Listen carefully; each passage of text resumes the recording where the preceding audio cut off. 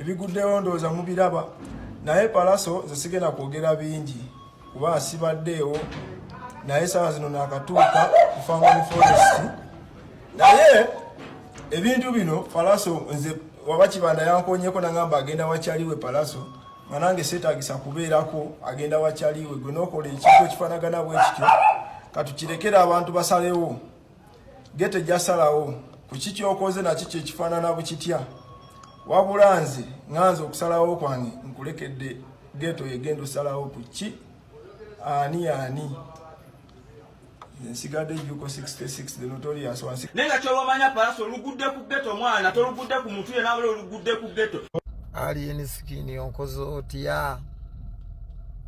kabedwa onkozo otya eno gangster business gye wakajja mukankuyigiriza show business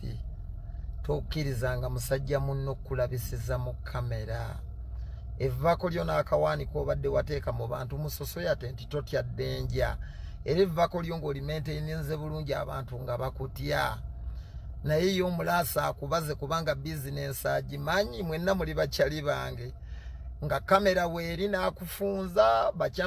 bachampiyoni gudo nga tewali n'abalenzi bonna simanyi we babadde n'akulabisa akukubye goolo 5-0 kwa kati sosoyate abavubuka kyobadde wabakuriyetinga mu gangster business show business lasta agiye wansi ku ttaka kubye goolo 5 kwa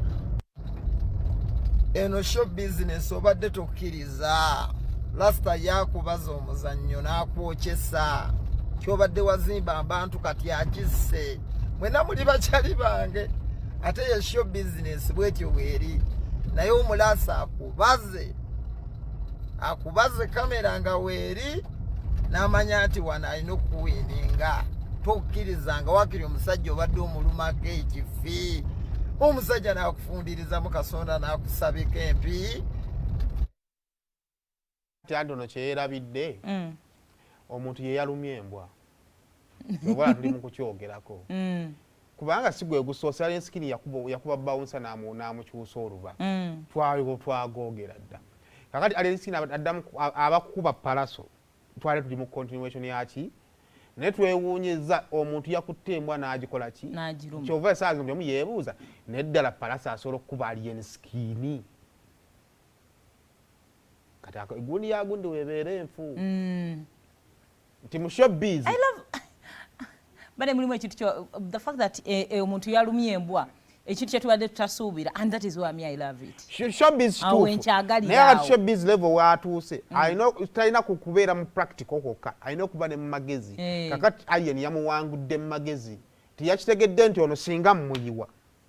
embeera ajja kusajjuka buli omu agenda kukunjajinga nti twabagambirawo omuyaya ze waki kakati ne tulabako ka video nga alien skin omusajja amugamba mpa respect nga tanyega kale ekibuuzo alien buli omu gwawaana nti sebwasi mulemwonde kuluno nga talina kyeyakoze yensonga ki tukyali ku ekyo olutambula mu ba celebrities